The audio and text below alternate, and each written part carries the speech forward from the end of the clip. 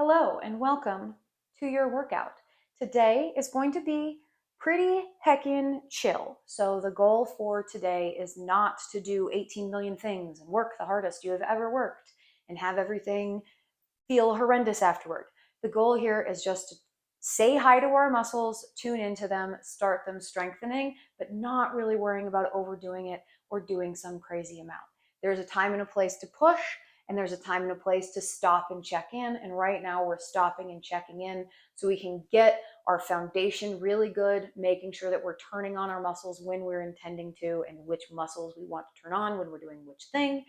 And that's going to be our focus today. So will it be boring? Possibly. But will it be useful for later? Abso-heckin-lutely, you guys. So we're going to go ahead and get started with our equipment. So we need a mini loop band. We need a block. And if you don't have a block, but you have some type of water bottle that doesn't collapse when you put pressure on it, you can use that. Also, having a water bottle is nice for hydration purposes. So there's that too. And then we'll also need a pillow, blanket, towel, something to support our head whilst we are laying on the ground. So, oh, and then also a mat is also nice. But if you have carpet, you may not need a mat. Your mileage may vary. So we're going to go ahead and get started laying on our backs, getting comfortable here. We're going to start with our knees bent, and we're going to grab our band. So if you don't have a mini loop band like this, but you have a long resistance band, you're going to go ahead and take that long band. And if you're doing this one from the client kit, use the one that's long and straight and not the loop. But you're going to take that guy, you're going to wrap it around your knees and tie it off. But this one, I have a loop band, so I'm going to go ahead and take this guy and thread my legs through it, and it's going to go just above my knee joint. Then I'm going to go ahead and take my feet onto the ground, just a few inches from my hips. They're not super close, they're not super far, they're just kind of whatever feels comfortable and natural. You can have that towel underneath your head to support you, and then we're just going to go ahead and get started with what's called supine, meaning laying on our back, clamshells, meaning we're pushing our knees out. Why that's called a clamshell, I don't know, but if you have an issue with it, you can take it up with physical therapists because I have no control over that. Anyway, we're going to go ahead and get started building off those glute squeezes that you were trying in your warm-up. So you're going to squeeze your butt a few times, squeeze and release, and squeeze and release.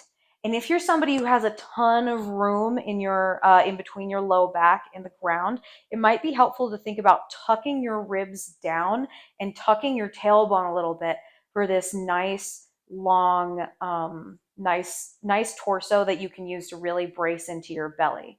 And then we're going to squeeze your butt and release. Now we're going to build on this where we're going to squeeze, and as we squeeze, I want you to think about squeezing like your butt is pulling your knees back toward your hips. So you're going to squeeze and push your knees out into this resistance band. You're going to hold, you're going to come back in. So squeeze, knees push out, hold, back in. We're going to do this kind of on your own time. I don't want you to go super fast because we can do this and have it do absolutely nothing and waste a bunch of time, which isn't fun. Or we can really take our time and clue in, and then everything will be so efficient. It'll be great. So doing that squeeze, that little push out and release. Squeeze, push out, and release. And if you're noticing that you're not having a bunch of sensation here, that's okay.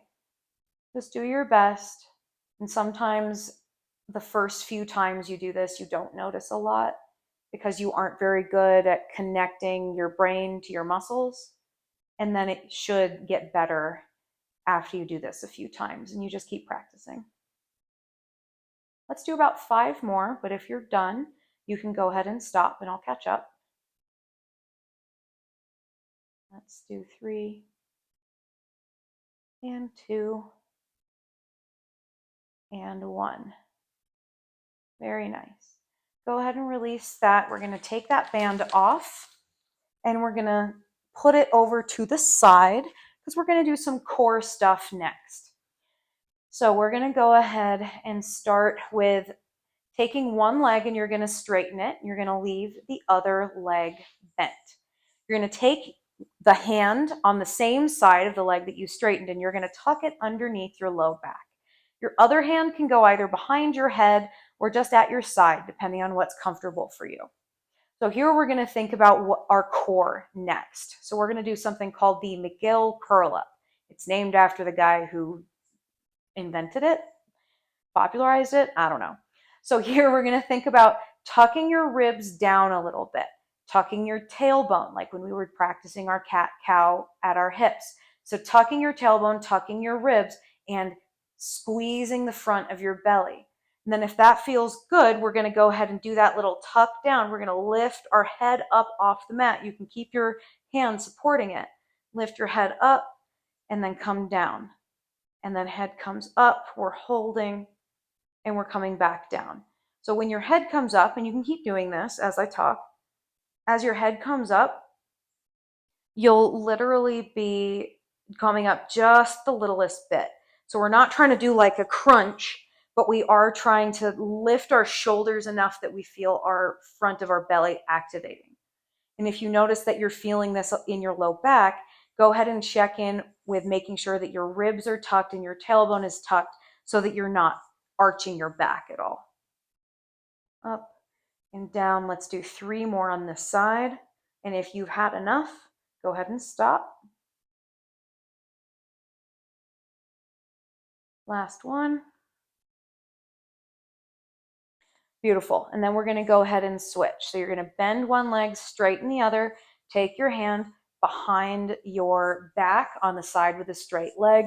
Your other hand can go behind your head or at your side. And then we're going to go ahead and do the same thing. Tuck your tailbone, tuck your ribs down, brace into the front of your core, lift up just a little bit, hold, and then down. And then up, hold, down, and up, hold, down. Nice. So while you're doing this, you might notice that your jaw tends to tense up, which is really easy to do when we're doing things with our core. So if that's you, I want you to go ahead and keep your tongue really relaxed because it's hard to relax your tongue and keep your jaw tense. And on this side, unless you're ready to stop, we'll do 3 more. Checking in, making sure that your low back isn't starting to talk. If it is, see if you can modify your way out of it. Last one. Lovely. All right, from here, we're going to go ahead and actually build on this. We're going to go back to the other side. So you're going to bend your leg and then straighten the other leg. Get your hand under your back, get ready to go. And then this time we're going to do 1 long hold on each side. Now, I'm going to be doing a hold for the entire time, but you might find that you're coming up, you can only do a hold for maybe half the time, maybe a quarter of the time, doesn't matter. Go ahead and hold. You'll hold here until you've had enough, and then you're going to come down. And then if you can come back up and join me again. But if not, don't sweat it. Building strength happens over days and weeks, not minutes. So just do whatever you can, and then you'll add on to it later. So from here, we're going to go ahead and tuck our tailbone, tuck our ribs, brace the front of your belly, picking up your head just a little bit, and I'm going to hold. When you're breathing here, go ahead and purse your lips and breathe like you're breathing through a straw. And try and breathe constantly the whole time. And we don't want to take a huge breath in or a huge breath out, because if we exhale all the way out, it's really easy to lose our connection to our core. If you're noticing some shakes, good job.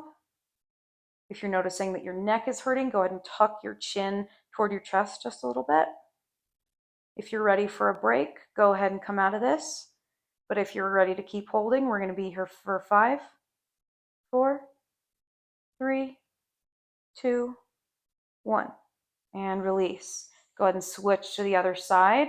Straighten one leg, bend the other. Tuck the hand under your back, other hand behind your head. Same thing. We're going to go ahead and pick ourselves up, holding. Checking in with your core, checking in with your neck. Make sure you're not lifting up too high. Don't forget to breathe. Purse your lips, breathe through your straw.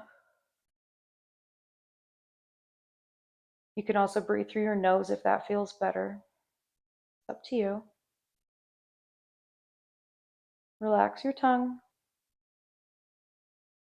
Check in with the front of your belly, make sure it's what's working.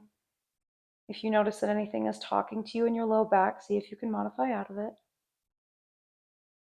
Whether that's tucking your ribs or tucking your tailbone or dropping your head down closer to the ground.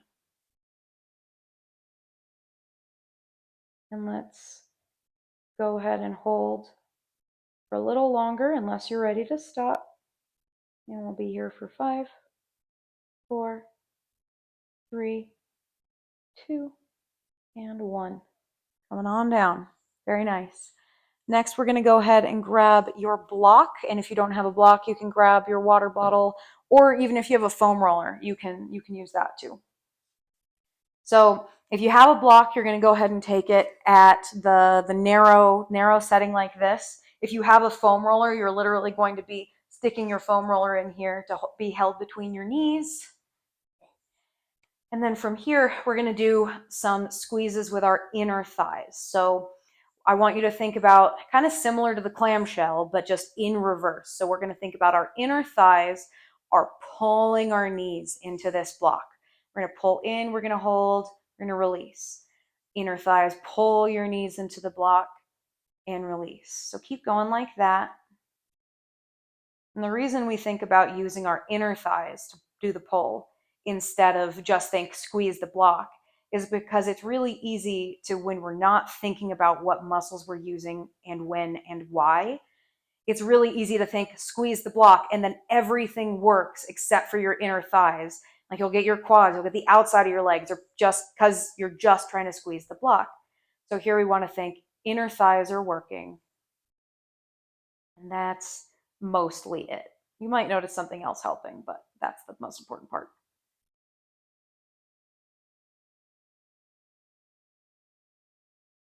And then you can always try changing where your hips are, maybe tuck your tailbone a little bit, and then do your squeeze, see how that feels.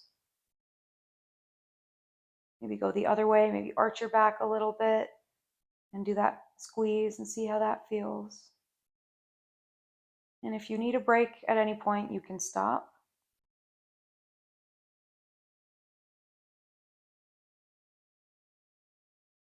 But for now, we're just going to get started or keep rolling through with this. Let's do 5 more.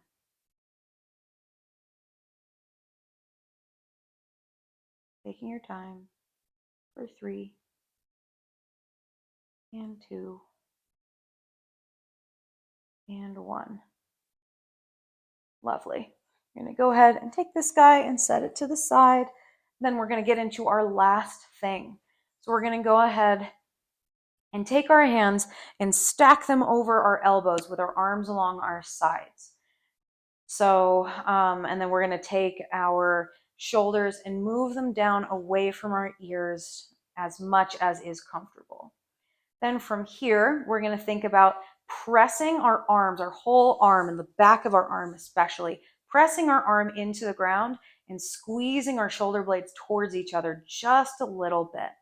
We're going to squeeze and then we're going to release and then press down and squeeze and release. So we have 2 definite motions here. Keep going like that, where we have our arms pressing down and our shoulder blades pulling together.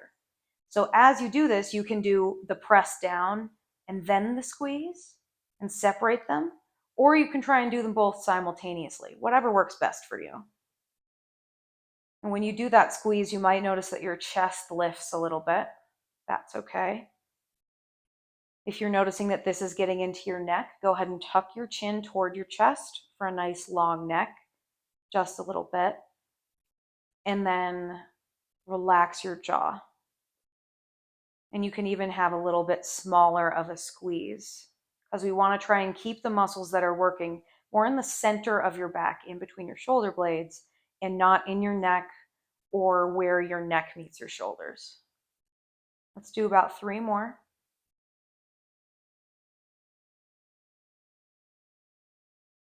Last one. And release. Very nice. And just like that, you're all done. Look at you go. So you might not feel like you did an absolutely astronomical amount. You might also feel like this was shockingly tiring. Regardless of where you're at, both of those things are awesome because the intention of this, like we talked about in the beginning, is just to get your body tuned into working. It's not to be the most intense thing in the world. But then sometimes when we're being really, really specific about how we're using our muscles, it can actually be surprisingly tiring no matter how strong you are. So we'll go ahead and keep practicing. And if you have any questions, as always, let me know, and I'll talk to you soon. Bye.